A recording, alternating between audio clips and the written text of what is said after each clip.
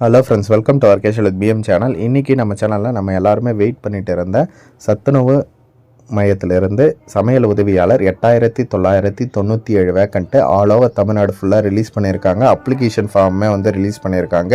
அதற்கு எப்படி அப்ளை பண்ணுறது அப்படின்ற கம்ப்ளீட் டீட்டெயில்ஸ் எல்லாமே இந்த வீடியோவில் வந்து சொல்ல போகிறேன். ஓகே, வாங்க இப்போ வீடியோக்குள்ளே போகலாம்.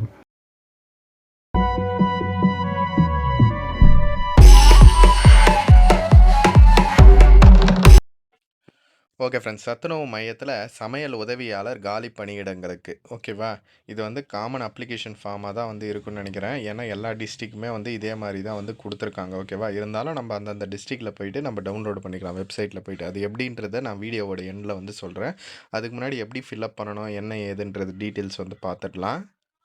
ஓகே. அதுக்கு முன்னாடி இந்த சத்துணவு மையம்னா என்ன? அதில எவ்வளோ வேக்கன்ஸீஸ் குடுத்துருக்காங்க? என்ன போஸ்டிங்க்கு? என்ன எஜுகேஷன் குவாலிஃபிகேஷன்? ஏஜ் லிமிட் என்ன? அது எல்லாமே நம்மளுக்கு தெரியணும் இல்லையா? நம்ம எலிஜிபிலிட்டி இருந்தா தானே அப்ளை பண்ண முடியும்.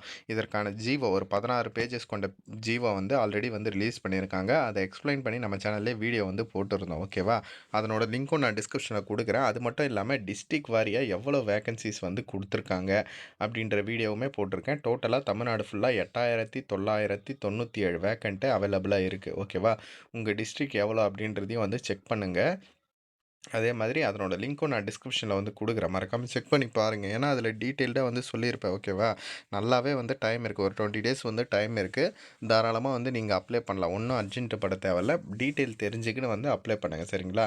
இப்போ வந்து இதற்கு என்ன சொல்லியிருக்காங்கன்னு பாருங்கள். இதற்கு வந்து லேடிஸ் மட்டும்தான் அப்ளை பண்ண முடியும். அதே மாதிரி அங்கன்வாடி வேறு, சத்துணவு வேறு ஓகேவா. அங்கன்வாடி ஒர்க்கர்ஸ் வேறு, சமையல் உதவியாளர் வந்து சத்துணவு மையத்தில் வந்து கொடுத்துருக்காங்க ஓகேவா. அது வேறு இது வேறு, ரெண்டும் வந்து கன்ஃபியூஸ் பண்ணிக்க வேணாம். நிறைய பேர் வந்து டவுட்டு கேட்குறீங்க, ரெண்டும் வந்து சேமா அப்படின்ட்டு. அது வேறு போஸ்டிங், அது வேறு இது வேறு. அது மட்டும் இல்லாமல் எஜுகேஷன் குவாலிஃபிகேஷன், ஏஜ் லிமிட் எல்லாமே வந்து வேரி ஆகுது ஓகேவா. அங்கன்வாடி பற்றி தெரிஞ்சுக்கணுன்னா வேறு வீடியோஸ் அங்கன்வாடினே போஸ்ட் பண்ணியிருக்கேன், அதை செக் பண்ணி பாருங்கள். இது வந்து சத்துணவு அமைப்பா சாரி சத்துணவு மையத்தில் சமையல் உதவியாளர் போஸ்ட்டு.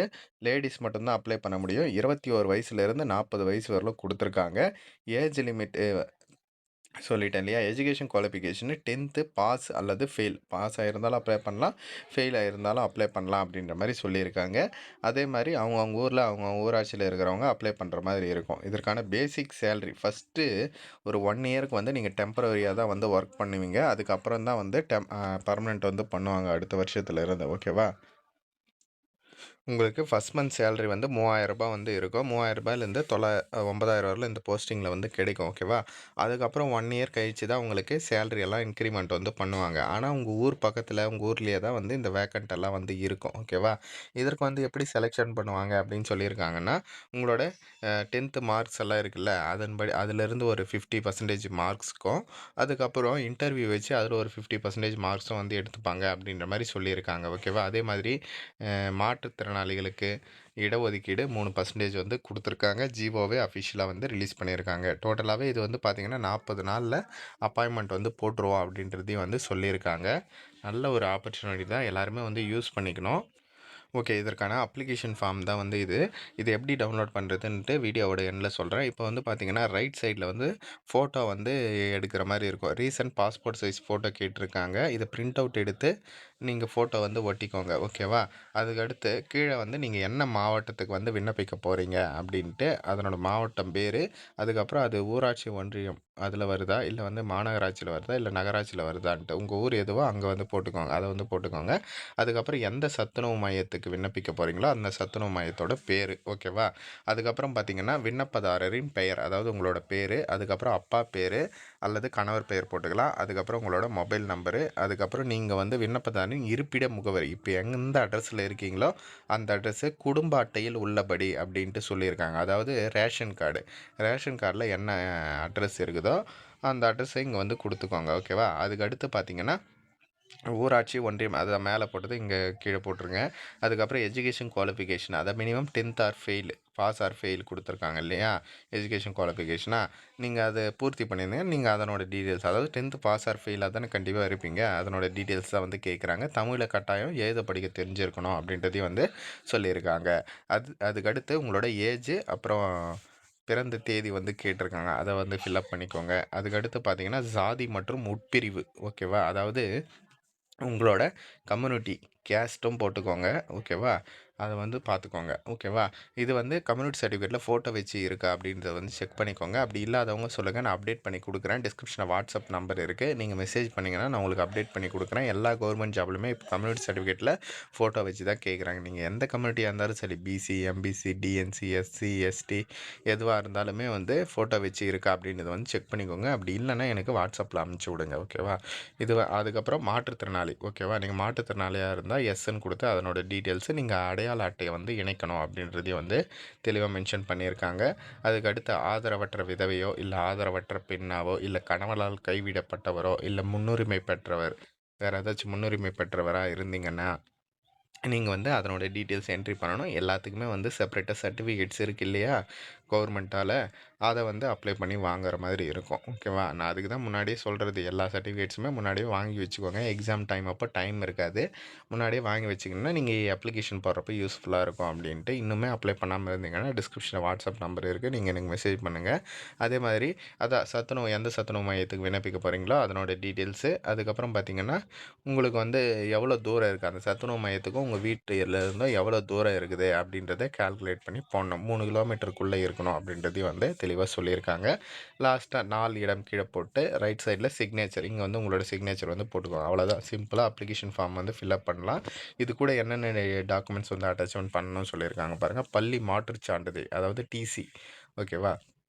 ஸ்கூல் டிசி கேட்டிருக்காங்க. அதுக்கப்புறம் 10த் மார்க் ஷீட்டு, அதுக்கப்புறம் ரேஷன் கார்டு, இல்லன்னா இருப்பிட சான்று. ஓகேவா? நேட்டிவிட்டி சர்டிஃபிகேட்டு, குடும்ப அட்டை நகல் அல்லது இருப்பிட சான்றுன்னு குடுத்துருக்காங்க. அதுக்கப்புறம் Aadhaar card xerox, community certificate xerox, முன்னுரிமை ஏதாச்சும் இருந்தா அதனோட சர்டிஃபிகேட்ஸ். ஓகேவா?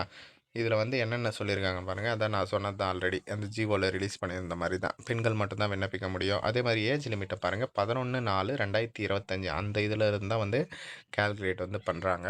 21 வயசு கம்ப்ளீட் பண்ணியிருக்கணும். மேக்ஸிமம் 40 வயசுக்குள்ள இருக்கணும் அப்படின்ற மாரி சொல்லியிருக்காங்க.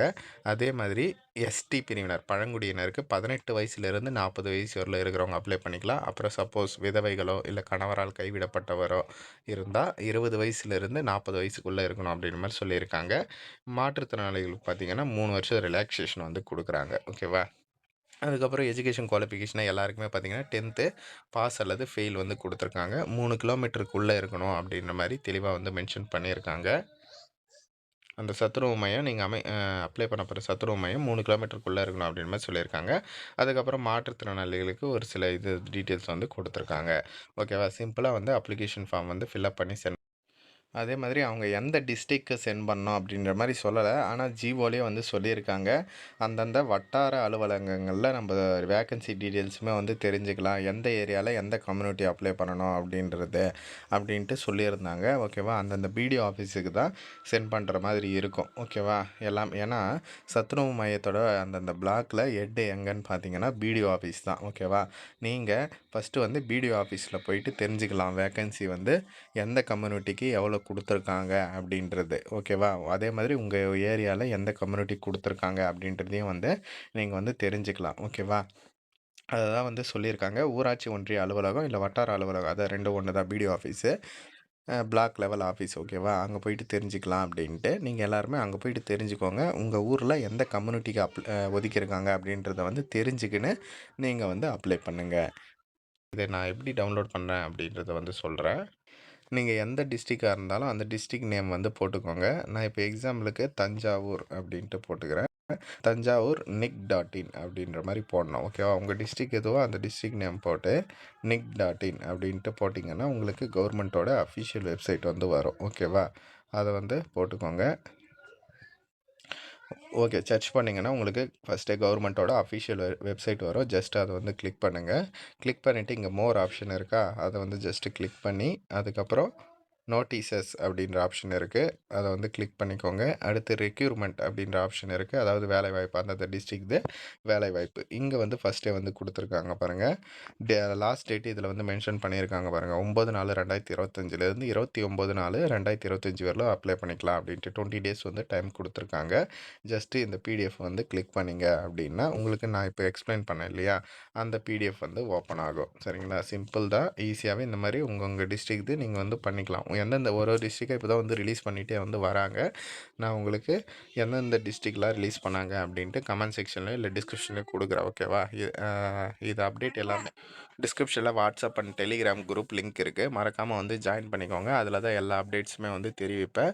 இத வந்து மற்ற உங்க ஃப்ரெண்ட்ஸ் அண்ட் ஃபேமிலி குரூப்லயும் ஷேர் பண்ணுங்க. தேங்க்ஸ் ஃபார் வாட்சிங் ஃப்ரெண்ட்ஸ்.